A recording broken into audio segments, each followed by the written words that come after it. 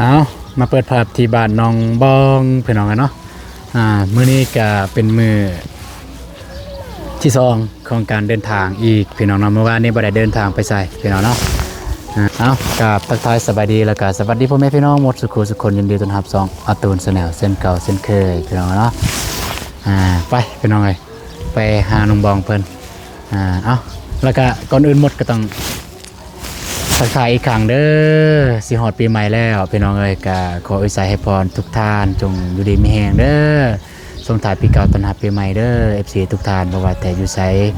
ทางใดก็แล้วแต่ที่เบิ่งคลิปของบ่ตูนปัจจุบันนี้ก็ขอให้ทุกคนจงร่ำรวยๆปรารถนาสิ่งใดขอให้ได้สิ่งนั้นเด้อเฮ็ดหยังก็ให้ลาภให้เลื่อนไปพี่น้องใกล้จะฮอดวันเดินทางแล้วมื้ออื่นหรือมื้อฮื้อนี่ก็สิได้เดินทางแล้วพี่น้องเอ้ยทางพุ่นละไปหาทีมงานบ่เตียงอยู่สวรรณเขตกันบ่มีหยังเปลี่ยนแปลงกันพี่บ่ขามาบ่เหยียบก็สิได้เดินทางพี่น้องแล้วก็มื้อนี้ก็พิเศษพี่น้องมี FC หลายคนเซตมาบอกว่านับตั้งแต่แล้วอันน่ะตู้ซักผ้านะว่าบ่ตูนเอาเครื่องให้น้องบองซักแน่อยากเบิ่งว่าซั่นอยากเบิ่งเครื่องบ่ตูนให้น้องบองซักแบบโมเมนต์แบบว่าอยากเห็นน้องบองซักนะเครื่องบ่ตูนโอเคบ่ตูนก็เลยถือมาพี่น้องนี่บ่เริ่มเลยกระเป๋าหนึ่งเลยเพื่อเดินทางนี่แหละพี่น้องเอ้ยปั๊บไปพี่น้องไปพี่น้องเอ้ยไปหาน้องบองคนเลยไปใส่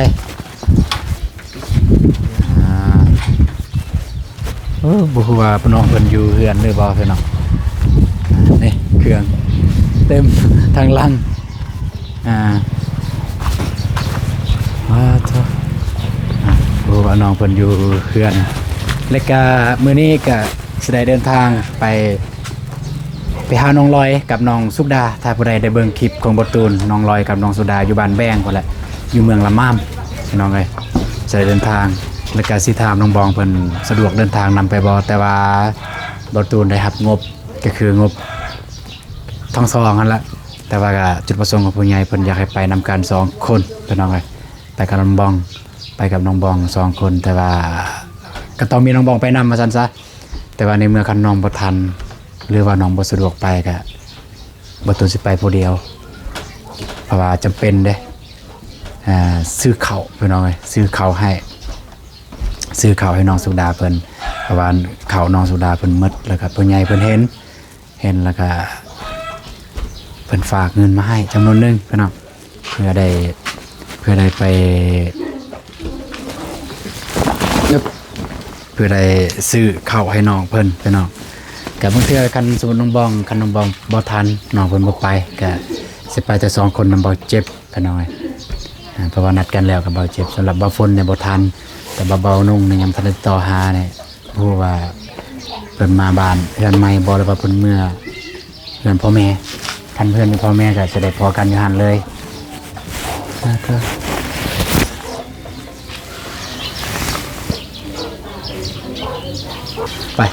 ไปหาน้องบองอยู่ถึงเพื่อนพี่น้องบ่ว่าน้องเพิ่นเฮ็ดหยังอยู่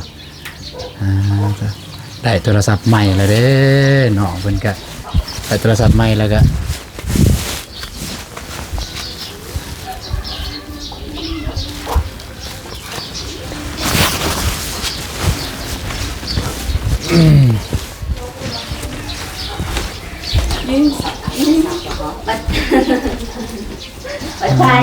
แต่งตัวงามแต่จะไปใช้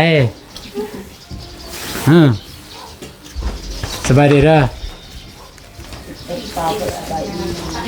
ป้าเป็นแต่ผู้สาวไอ้เนี่ย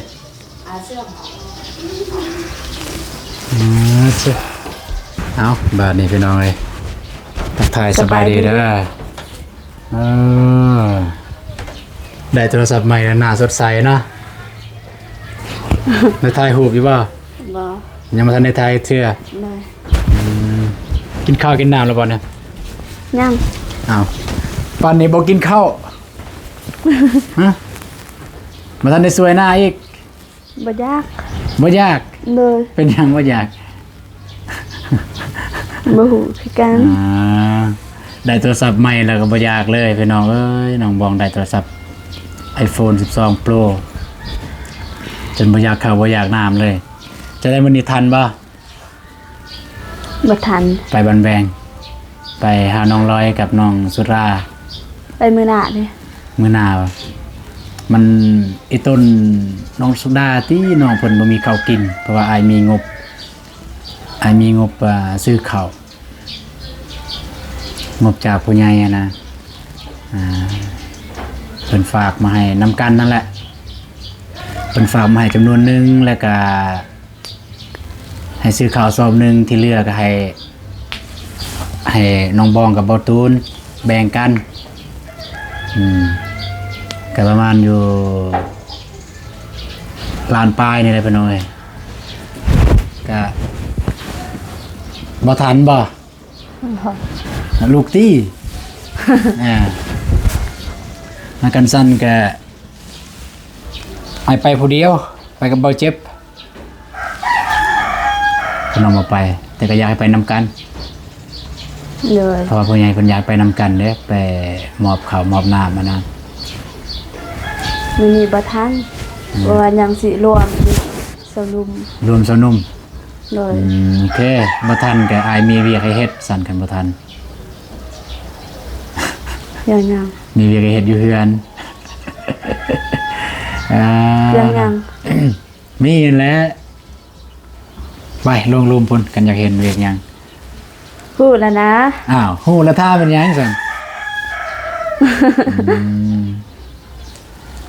สักเครื่องเด้อสักเลยเด้อยันบ่ทันมืออื่นมือ สิใส่มืออื่นบ่ มือฮื้อนี่แหละ ก็ทันหั่น ทันบ่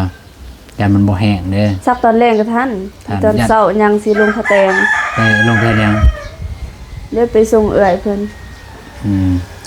แล้วก็แจ้งเลยพี่น้องเอ้ยแจ้งเลยมื้อแรงข่าวดาวอยู่เฮือนน้องบ้องพี่น้องเอ้ย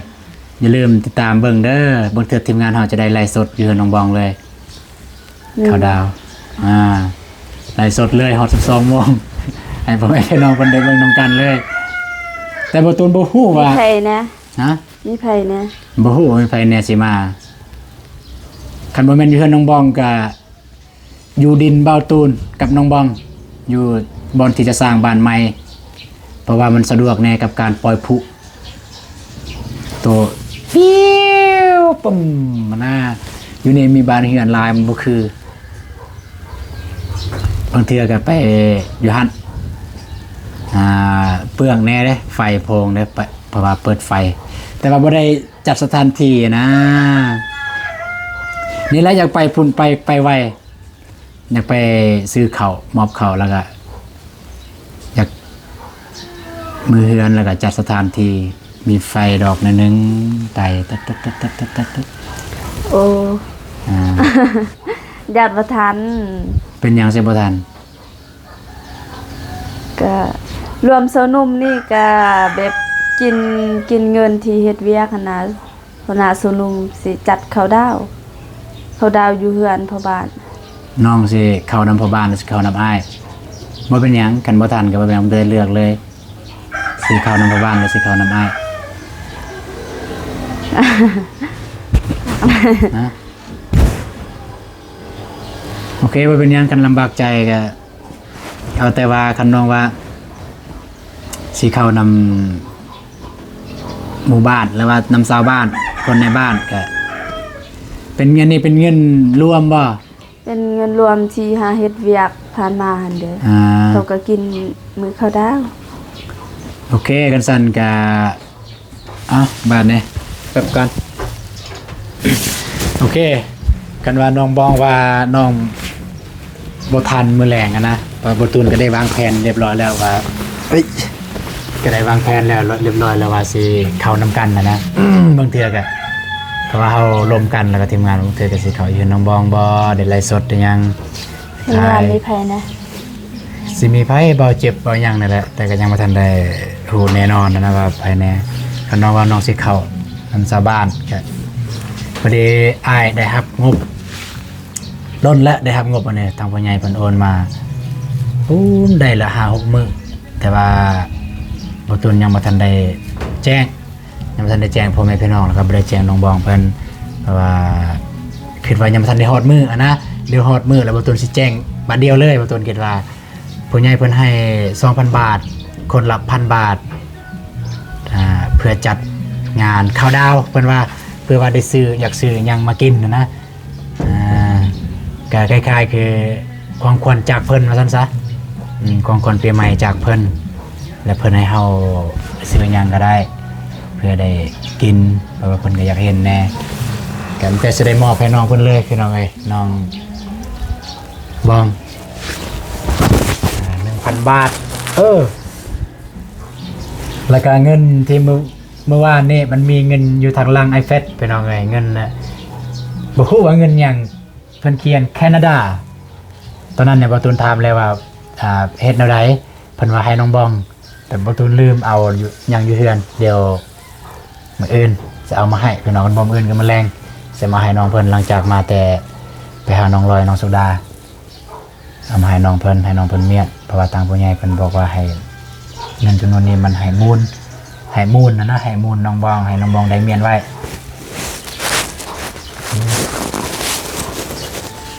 อันนี้เงินเท่าไหร่นะ600,000 1 2 3 4 5 6พอดี650,000 1 2 3 4 5 6คนละ600,000เงินเขาดาวเด้อเนี่ยเด้อเพิ่นให้เด้อให้คิดว่าได้เข้านำกันก็สิได้ซื้อรวมกันเลยของกินของอยากเอาหมอบให้น้อง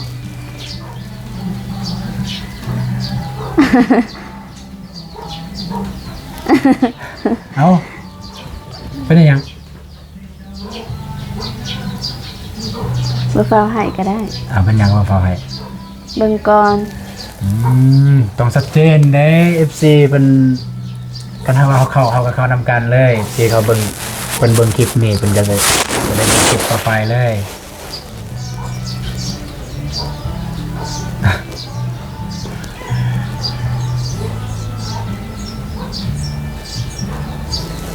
แต่กันเข้านำกันก็จะได้เมียนเงินนี่ก็จะได้ซื้อย่างก็ซื้อนะซื้อมากินเดยันว่าแบบกันเฮาบ่ลิ้นกับเซานุ่มก็จันว่าสิมันแบบบ่สามัคคีกันน่ะตอนเช้านี่ก็หัวหน้าเพิ่นก็ได้มาบอกน้องอยู่ว่ารวม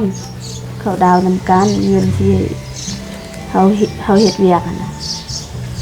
ก็แล้วแต่น้องเด้ก็น้องว่าอายกับโบกาประตูเองกับโบกาตัดสินใจว่าเรื่องแบบนี้นะเพราะว่าทางนั้นคันน้องเพิ่นบ่ไปทางนั้นก็สิว่าบ่สามัคคีคือน้องว่าแหละบ่สามัคคีกันบ่อยากกินนำกันบ่อยากกินหัวหมูหลายๆคนคันน้องเพิ่นมาลิ้นกับเฮาแต่กันถามว่าบ่ตูนอยากลิ้นกับน้องบ่แน่นอนและอยากลิ้นข้ามปีทันทีเนาะปีหนึ่งมีเทอเดียวแต่ว่าเป็นยังเดี๋ยวมื้ออื่นเจอกันตอนเช้ากันสันเจ้าเลยแล้วว่าจะให้ไอเมียนบ่คันทว่าสมมุติเฮาเล่นนี่มีผู้หญิงบ่ผู้หญิงแบบหมู่มันก็แล้วแต่น้องแล้วน้องจะชวนไปชวนน้ำพรได้ยังมาเป็นยังกันบ่มีผู้หญิงเลยเป็นยัง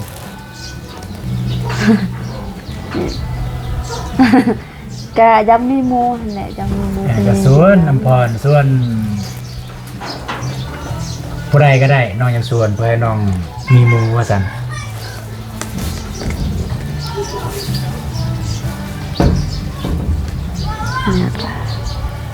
คิดยากคิดหนักแล้ววันนี้พี่น้องเอ้ยทางน้องเพิ่นคันว่าถ้าสมมุติทางสนุ่มก็บ่ได้จัดได้พวมกันแบบนี้มันก็บ่ยากแม่นคือสิบอกแนวนี้พี่น้องเอ้ยบ่ตูนเข้าใจสำหรับผู้ใหญ่เพิ่น เพิ่นหักเพิ่นแพงเฮาหั่นล่ะเพิ่นจึงโอนเงินมาให้อะนะแต่ว่าถ้าบ่แม่นว่าเงินผู้ใหญ่คนเทอบ่ตูนเนี่ยเข้าใจน้องเพิ่นอยากเล่นกับคนในบ้านอะนะเพิ่นอยากเล่นกับคนในบ้านเนี่ยเรื่องกับเบาตูนเนี่ยน้องเซลินหรือบ่เล่นก็บ่เป็นหยังจะได้ก็หักแพงกันคือเก่าแล้วมื้ออื่นก็จะได้เจอกันนะเพราะว่าแม่นก็คือน้องเพิ่นเว้าถ้าน้องเพิ่นบ่เข้ากับชาวบ้านสิว่านั้นสิว่าแนวนี้นะสิว่าทำบ่สมคีเฮาลิ้นโตนั่นนี่เพิ่นสิว่าก็คึกโคกนะแต่ว่านี่เป็นเพิ่นว่าผู้ใหญ่นะเพิ่นให้แล้วเพิ่นอยากเห็นแล้วบ่ตูนก็บ่อยากพลาดโอกาสนี้บ่อยากเฮ็ดให้เพิ่นผิดหวังนะในเมื่อเพิ่นตั้งใจให้มาแล้วนะแต่บ่อยากให้เพิ่นผิดหวังเพราะว่าเพิ่นอยากเห็นภาพที่ว่าเฮาเข้าดาวนํกันเพิ่นอยากเห็นที่อยู่นํกัน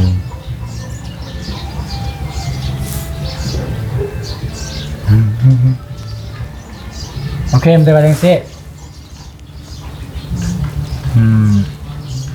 เพราะว่าอ้ายก็บ่ได้ไปใส่หรอกมื้อแรงคันน้องคิดว่าน้องว่างน้องทันกับอ้ายน้องก็โทรหาก็บ่ได้ไปใส่คันน้องคิดว่าน้องปะทางนั้นได้นะก็แบบทางนั้นมันบ่ได้หนักบ่ได้นายหยังนะก็โทรหาก็สิลงมาก็ซื้อเล็กๆน้อยๆมากินมานั่งเล่นก็ยานประธานนั่นแหละยันบ่ทันหัวหน้าเพิ่นก็มาบอกว่าแบบว่ามาเฮ็ดมาย่างได้ละมาเฮ็ดเวียกมาเฮ็ดตั้งแต่2-3 โมงเดินเฮ็ดเลยโอเคก็ซั่นก็เอาเงินน่าจะสิบ่ทันแล้วเจ้าบ่เครียดเด้อสิเครียดเฮ็ดหยังอ้ายบ่ได้เครียด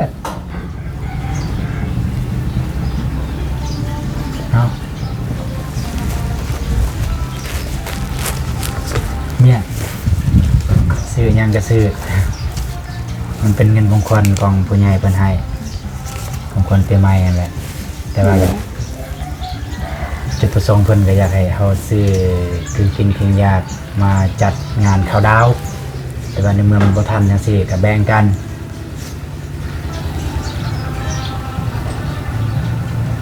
ทันก็บ่แบ่งซื้อกินนำกัน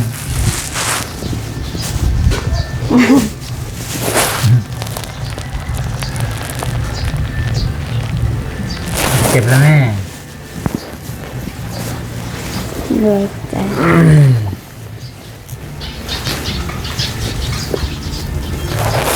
ขอบใจผู้ใหญ่เพิ่นเด้อ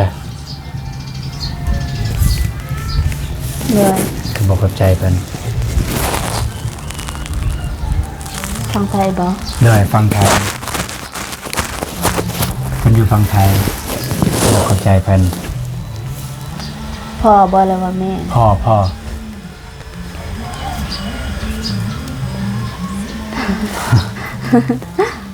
เลยก่อนอื่นหมด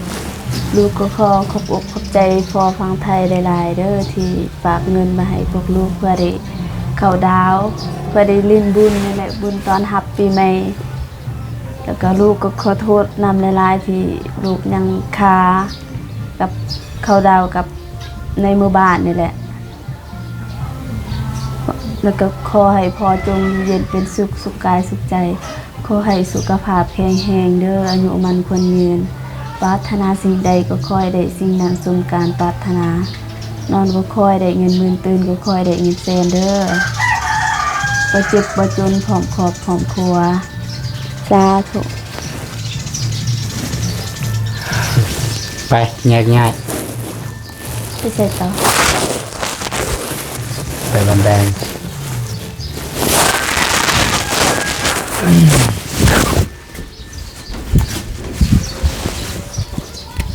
ไปเบิ่งของควันอยู่ลุมอีกเต็มซอบเนี่ยของควันเต็มซอบ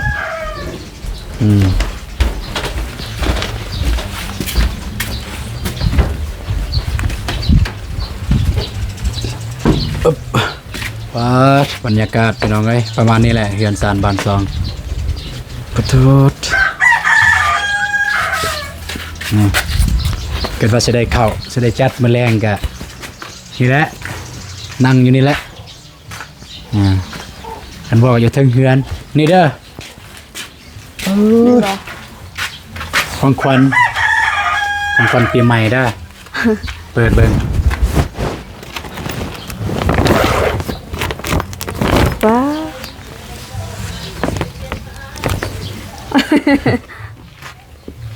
ของขวัญปีใหม่ โดยบางทีมื้อแรงซัก สักมื้อนี้เลยเป็นหยังกันสักมื้อนี้ก็จะลืมถ่ายอัปเดตให้พ่อแม่พี่น้องเบิ่งแหน่เพิ่นว่าเพิ่นอยากเบิ่งอยากเบิ่งตอนน้องบองสักเครื่องว่าซั่น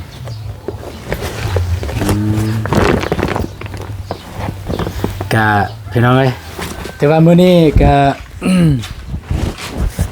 น้องบองเพิ่นบ่ทันพี่น้องก็สิได้ไปแต่บ่ตูนแล้วก็เบาเจ็บไป2คนไปหาทางน้องลอยเพิ่นแล้วก็มื้อแรงนี่ก็บ่ได้เข้าดาวนำกันเพราะว่าน้องเพิ่นขาเข้านำเสานุ่มแต่ที่จริงเนี่ยก็คือไอ้เว้าได้กันแบบมันแล้วไวอะนะทางสนุ่มแล้วไวก็โทรบอกเพราะว่าก็บ่ได้ไปใส่ดอกกันสิได้กินก็บ่กินนะบ่เคยนะข้าวดาวอีหลีแต่ละเทื่ออีหลีแต่ละเทื่อบ่เคยข้าวดาว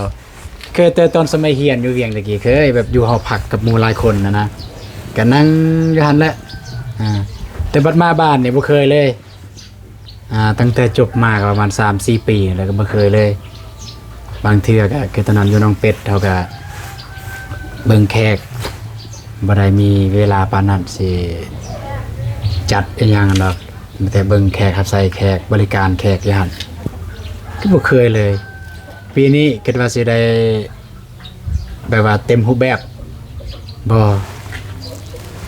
เพราะว่าน้องบองมันบ่ทัน โดย สมุโศกสมุเสาแท้แสดงข่าวดาวแล้วยังโศกยังเสาเนาะ บ่ได้เศร้า ยังบ่ทันได้กินข้าวบ่ เลย ไปหากินข้าวกินน้ำแม่ซั่น เลย เอาบ้านนี่พี่น้องเอ้ย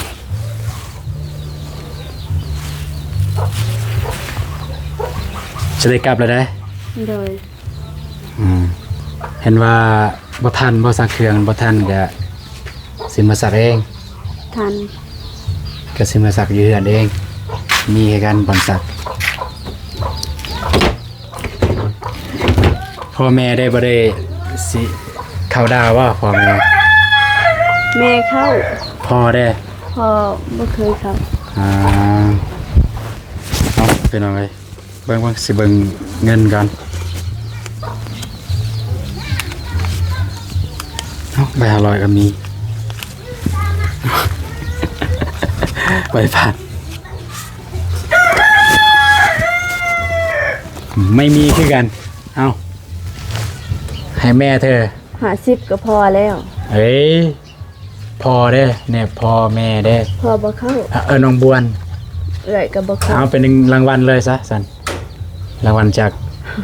อ้าย ใจ ให้พ่อแม่เด้อ เลย ซักได้เครื่องกันได้ซักก็ซักกันบ่ซักก็เอามือคันบ่ทันก็เอามือ บ่อยากให้ซักบ่ คันบ่ยากบ่ถือมาดอก ก็สิซัก โอเคขอบคุณหลาย เลย ๆกันบ่ได้มามื้อแรกหยังก็บางเทื่อคลิปนี้คลิปสุดท้ายเด้อก็จะได้ก็สวัสดีปีใหม่เด้อเอ้า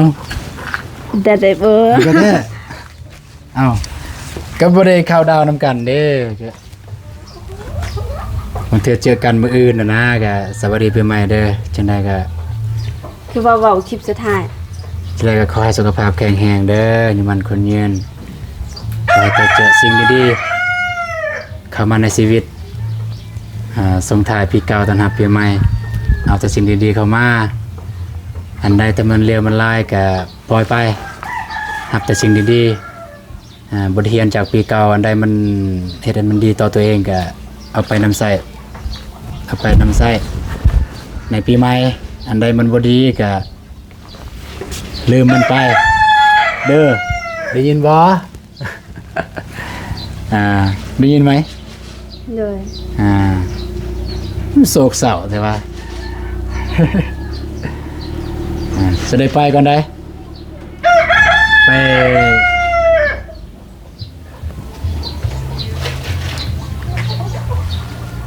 ไปหานั่นน่ะ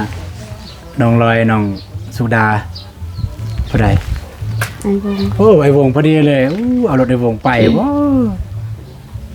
เพราะรถจักรเนี่ยมันยากกับการใส่เข่าโอเคอาจจะได้กลับกันเด้อ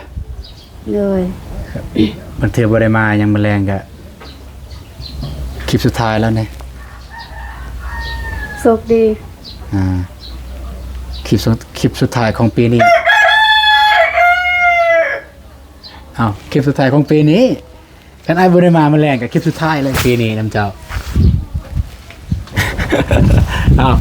บ่แม่นบอกคลิปสุดท้ายของปีนี้เด้มื้อแรงเนี่ยมื้ออื่นนี่ก็วิทย์และมื้ออื่นก็ปีใหม่แล้วเด้ ก็บ่ต้องเว้าคลิปสุดท้าย เว้าคลิปหยังซั่นก็คลิปสุดท้ายของปี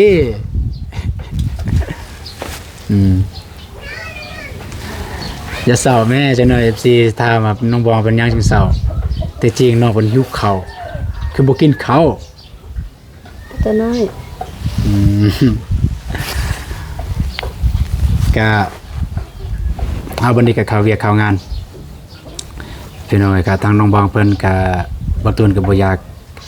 เกินว่าการทำเรื่องความใจเนาะความรู้สึกเฮาต้องการแบบใดบ่ตูนเองก็อยากจะเข้านำกันนั่นแหละเข้าดาวปีนี้อยากเข้านำกันครั้งแรกของชีวิตเลยแล้วก็ครั้งแรกเลยครั้งแรกของบ่ตูนที่ได้เข้าดาวแล้วก็ได้เข้ากับน้องบองเลยแต่ว่าครั้งแรกหมดเลยครั้งแรกได้เข้าดาวแล้วก็ครั้งแรกกับน้องบองเลยได้เข้าดาวถึงแม้ว่าจะบ่มีจุดประสงค์ของผู้ใหญ่แต่บ่ตูนเองก็คือการนั่นแหละเข้าดาวก็อยากเข้านำกันแต่นี่น้องเพิ่นว่าน้องเพิ่นบ่ทันย่านว่าชาวบ้านชาวซองเพิ่นสิว่าเอาประวัติผ่านมาก็น้องเพิ่นก็ไปนำบ่ตูนหลายๆไปหน่อยก็บ่อยากเว้าดอกคนอยู่ในบ้านนี่เขาเว้าอีหลีเขาโจมตีอีหลีเขาเว้าแนวเสียหายหลายให้น้องบองเพิ่นบ่จักคนนี้บ่จักคนนั้นเว้าแนวเตบ่ดีนะเว้าแต่แนวแบบว่าสิเว้าง่ายๆเด้อเพียงแต่น้องบองกับบ่ตูนเนี่ยขี่รถไปนำกันตอนเว้นแล้วบ่ตูนมาส่งตอนหัวค่ำสิว่าภาษาชาวบ้านเนี่ยคนในบ้านนี่ก็ว่าเฮา2คนน่ะไปเฮ็ดแนวบ่ดีบ่งามกันมาซึ่งบ่ตูนเองก็บ่โอเคนะแบบนี้แบบรู้สึกมันบ่อยากคักนะแบบเขามาเว้าใส่แบบนี้ทั้งที่เฮาก็บ่ได้ว่ารับหลังนะบ่ได้ว่ารับหลังก็อันนี้ก็เปิดหูเปิดตาบ่ได้ว่าปิดบังให้ผู้อื่นบ่เห็นนะบ่ตูนไปมาแต่ละเทื่อบ่ตูนบ่เคยปิดบังว่าเสียหลักน้องบองไปไปมากับครอบพ่อแม่หยังก็ไปครับไปมากับบ่ได้มีหยังไปตอนเว้นมาตอนแรงซื่อโอเคพี่น้องเอ้ยระยะห่างแต่คันบ่ได้เข้านำพ่อบ้านก็โทรหาเด้อ เลย แต่ว่าคันบ่โทรหาก็แสดงว่าถึงแม้นว่าจะอยู่คนละเฮือน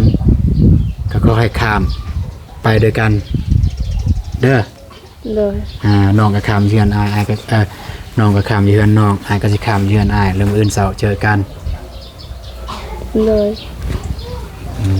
โอเคพี่น้องเนาะก็ถือว่าคลิปนี้ก็มาตูนเองก็2-3เรื่องที่1ให้เอาเครื่องให้น้องบองมาซักเอาเครื่องให้น้องบองซักเพื่อกะเกียมการเดินทางที่จริงเนี่ยมาตูนก็ซักได้อยู่เฮือนแต่ว่ามี FC เพิ่นว่าอยากเห็นนะอยากเห็นโมเมนต์นี้ให้น้องบองซักแน่ว่าซั่นน้องบองมาตูนก็เลยเอาเครื่องมาให้เรื่องที่2กับมาตูนมาถามเรื่องข่าวดาวน้องเพิ่นทานบ่ข่าวดาวนำกันมื้อแรกนี้แต่ว่าน้องเพิ่นบ่ทันเพิ่นเอาไว้